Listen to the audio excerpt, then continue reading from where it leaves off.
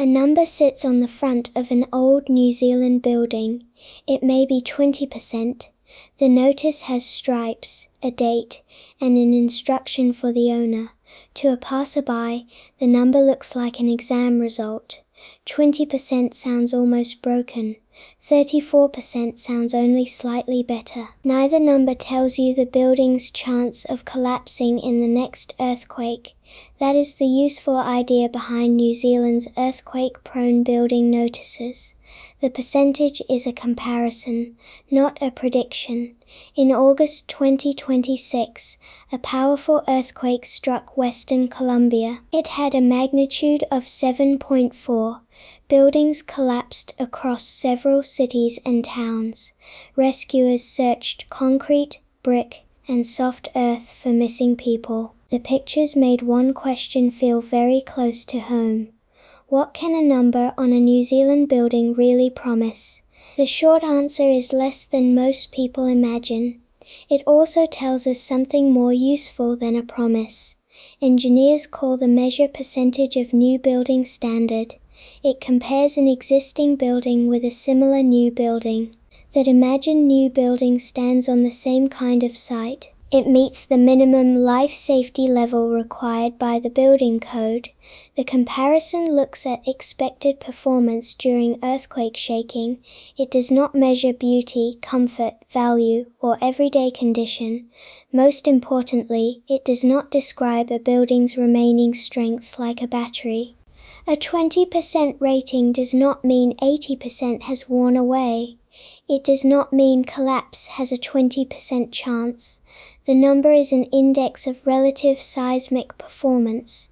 It helps the legal system sort buildings that need attention. New Zealand's National Earthquake-Prone Building System began in July 2017. Its design followed lessons from the Canterbury earthquakes and their Royal Commission. Local councils first identify buildings that may be vulnerable. Older unreinforced masonry buildings are an obvious group. Some older multi-story buildings also enter the process. An owner may then need an engineering assessment. The council decides whether the building meets the legal test. That last step matters. An engineer provides the rating and describes possible weaknesses. The local council makes the formal earthquake-prone decision. The Building Act adds another condition beyond a low score. Possible collapse must threaten people or damage another property. A rating below 34% can cross the system's main line. The council then issues an earthquake-prone building notice. The building also enters a public national register. Notice borders show two broad rating groups. Orange and black stripes cover ratings below 20%. White and black stripes cover 20% to below 34%. These bands help the public see the category quickly.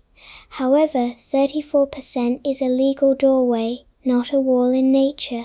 Imagine two similar buildings beside each other. One receives 33%, the other receives 35%. Only one may sit inside the earthquake-prone building system. That does not make the second building almost perfectly safe. It only places it beyond that particular legal threshold. The official guidance makes this point carefully. The percentage does not predict failure in any particular earthquake. Shaking can be short and sharp. It can also roll for longer.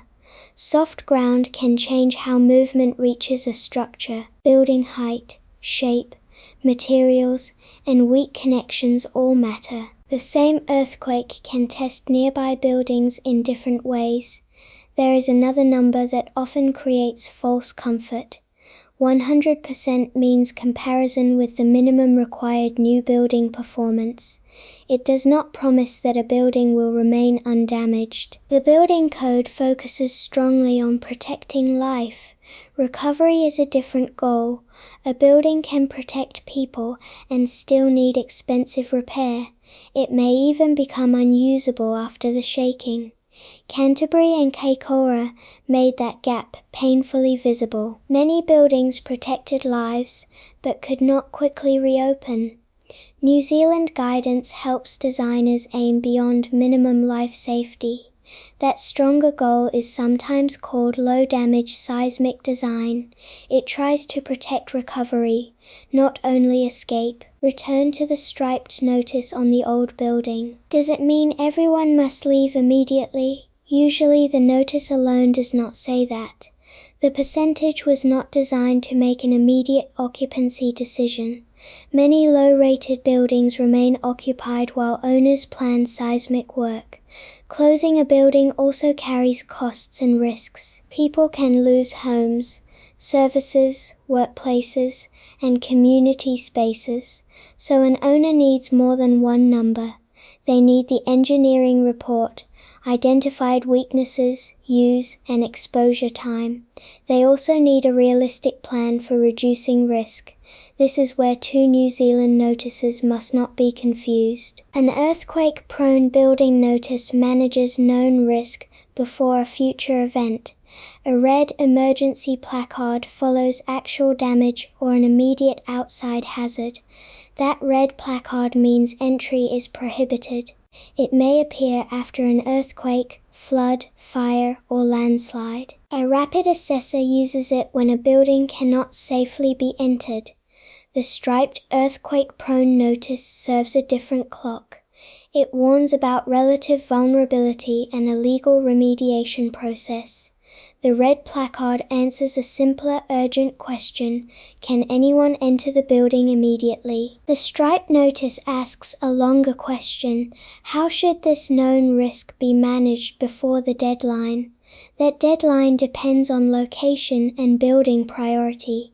Higher risk places generally require earlier action. Some priority buildings receive half the usual time. Owners may strengthen the building or remove the danger through demolition. The notice itself gives the relevant date. For a tenant, worker, customer, or neighbor, that date is only a start. First, read the rating category and the deadline, then find the building in the public register. Ask the owner or body corporate for the most recent engineering assessment. Find out which part of the building controls the rating. A weak parapet creates a different problem from a weak main frame. Ask what work is planned and how people will be protected meanwhile. Inside, secure shelves, heavy equipment, ceiling fittings, and tall furniture. Those objects can injure people even when the main structure survives. Know your safe places and practice earthquake actions. Drop, cover, and hold remains useful in any building. The Colombian disaster gives these questions terrible human weight. Yet fear alone cannot read an engineering number correctly. Ignore the notice, and a real warning disappears. Treat it as a collapse forecast, and the warning becomes distorted. The better response sits between those mistakes. Read the percentage as a comparison. Read the notice as a duty to understand and reduce risk. Read a red emergency placard as an immediate command. One final image may help. The striped notice is a calendar beside an engineering comparison. The red placard is a locked door after danger has arrived. Both protect life. They simply speak at different moments. That number on the old building is not a promise. It is an invitation to ask the next, better question.